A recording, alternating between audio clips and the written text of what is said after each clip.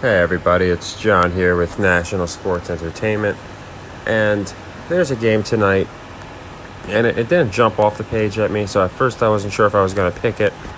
I was requested, and I looked into it, and there is a team that I do like a little more in this game, and it's really for two reasons. And I like SMU. The spread, obviously, they're getting 3 points, but I think they're nice on the money line too, to be honest. And there's a few reasons for this.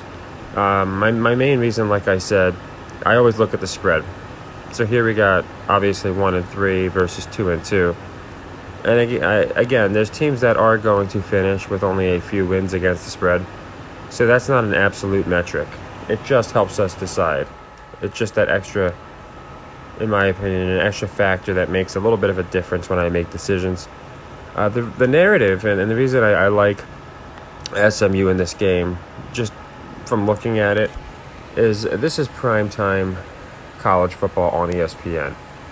That being said, it is absolutely pointless for them to come out here and showboat players who are not going to be drafted. Even if they're having a good college season, there's just, for example, I think both of these quarterbacks won't get drafted. As you can see, this quarterback leads his team in rushing, so he probably has a good game. On this side, I don't think this guy gets drafted, maybe late. But Rashee Rice, he's getting drafted. He is ranked, I believe, as the 4th receiver in the nation right now. And he's literally the only superstar on either side on either team. There are good players, and they're great college players. But he's the only first round, maybe second round NFL superstar that's in this draft. So, not in the draft, in this game. So seeing that, and seeing it's on prime time, and seeing it's two unranked teams, where more casual bettors are probably going to lean here with UCF at home, seeing their slight favorites, and they might not really question why. I've looked at their team's schedules thus far. I do believe SMU has had a tougher one. I think TCU is a much tougher opponent than anybody UCF has had this year. And again, it's all scripted, but even in a fake script, they're trying to tell a story. And again, the story they're trying to tell is, in my opinion, without the talking heads, is SMU isn't as bad as they're showing with their 2-2 record. Another thing interesting about these talking heads is I looked through a couple articles, and they were talking about difference makers. They were talking about how great Plumlee, or this quarterback, is for the UCF team. They brought up Siggers for the SMU team. They weren't really talking about Rice. Like, it was almost a quiet type of deal where when they were making their prediction, these talking heads, they just didn't mention his name. And I don't understand that. Again, he's the best guy on the field, and they're talking about everybody else. So if people read that, they're certainly not going to think SMU is a formidable threat. And again, I do the opposite of what a lot of these talking heads talk about. That just because I think they either purposely or not purposely give us faulty information. So UCF was kind of subtly being pumped up. Rice is not being talked about. And this is a primetime game. Again, at 7 p.m., we got a 3-point spread. So I would think about taking the half or the money line. Again, it's 64.5. The odds of this being a 3-point game, and no, Vegas isn't always right on the over-under, but you'll probably know that they're right a lot more than they're wrong. It's easy to take both in this situation. I'm going to go ahead and just we're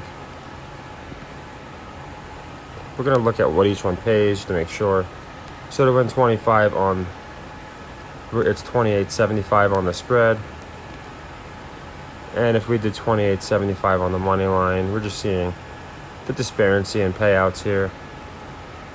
So it's a pretty sizable difference. We're going to be making $12 more, or almost 50% more here, by taking the money line versus the spread. And I do think if a game like this is within 3 points, then I honestly do think it's going to most likely come down to a game that this high of a scoring game, I should say. A 64.5-point game. And again, it's not that Vegas is going to be right on the nose, but they're probably going to be pretty close. Yes, it can come down to a field goal still, you can have a high-scoring shootout. But I'd like to think a pretty high-scoring game with a guy I think that they're going to want to make look very good. I like SMU in this game, and I like the money line. And we were spending 38 or something on the spread. I'm sorry, it was 28. So it was total 53 on the spread. And here, just doing straight up, as you can see, we're only betting 19.23 to win that 25. And I'm going to go ahead and punch that one in right now, because I do like it. I do like SMU in this game. And it's only our first bet in the sequence. And in this case, it's only a $20 bet wager. Gives us a lot of room on second, third, and possibly fourth bets there. So just wanted to make this a quick video. If you like prop bets, I don't see this guy having under 150 yards. I don't see him not getting a touchdown. This is the game that they have to make this guy look really, really good. There's no other game that they can do it. Like, literally, I've looked at the schedule. They have a couple games. But, I mean, this is really the primetime slot that a lot of people are going to be watching, I believe, is the early season game that it's been 4 games and he's been good, but not many people have heard of him because of the team he's on, lack of coverage. I do think this is the game you have to make Rice look like a bona fide superstar, and usually you have to make them win that game, even though he's not the quarterback. If you do really well in a losing effort, it doesn't really it doesn't really hit as well and doesn't resonate as well. So SMU I like. Spread, I like the 3. I went with the money line because I think it's more advantageous if they're not to win. That it gives us more open shots on our second and third leg, where we didn't put as much in on the first bet. And with such a small spread and a high score here, again, we don't know it's going to be this high of a score, but it's probably going to be pretty close. You throw that in, odds are it's not going to be a 34-31 game. I do think if a team is to run away with it, it'll be SMU, for the simple reason they won't be able to stop Rice, whereas you can adjust, unless you're a really horrible team, to this run option that clearly Plumlee is good at, where it's usually a lower college level-esque type rhythm where you see it sometimes in the NFL, but where these quarterbacks just basically run every play. They pick up more yards rushing almost than passing. So usually that option type deal, it could be annoying to watch in college because sometimes teams just aren't good against it. That being said, in a 7 o'clock game, I think we're going to see more high flying moves and moves akin to high flying moves, like in wrestling. You have your moonsaults. Here we're going to have our, I think, big plays to Rice. Probably going to have a big run. So I'm not saying Plumlee doesn't do good. I just like, with the over being a high one, I don't think the spread's going to come to 3 anyway. I think it's beneficial to pick the money line if you're going to pick the game. But again, if you're going to pick it and you want to feel a little more conservative, +3 is always better too, obviously.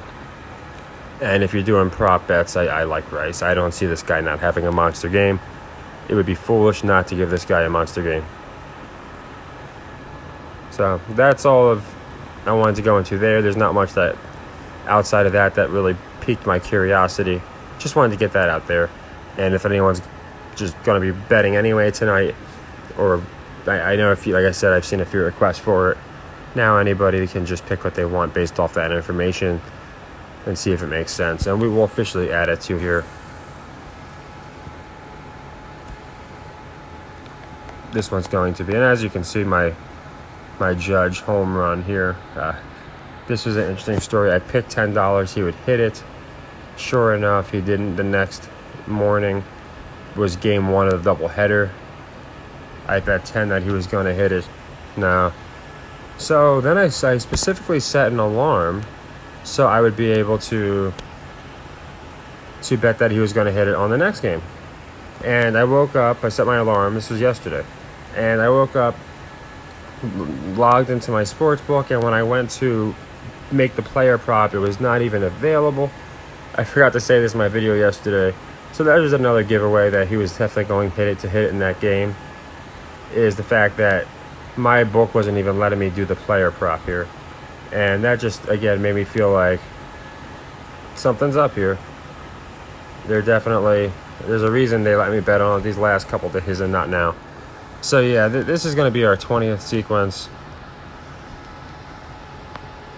And if you look at the prior videos and the prior sequences, you see how that works.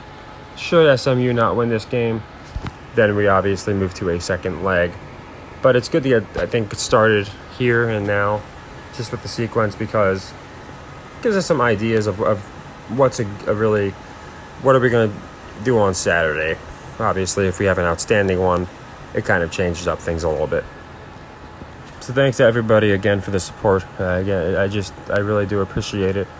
I try and get out decent content, and I know I'm not always going to be right. But if there's a game that I personally want to pick, like I said, I'm always going to put that out there so you guys can see it too. And we're just going to keep, in my opinion, beating the system, using this system, beating the system, and just by looking at these exploits and what I believe they're forcing. And I think Rice is going to be pushed hard as a superstar in this game. The only guy that I believe going to the NFL just makes sense. So happy earnings, everybody, and take care.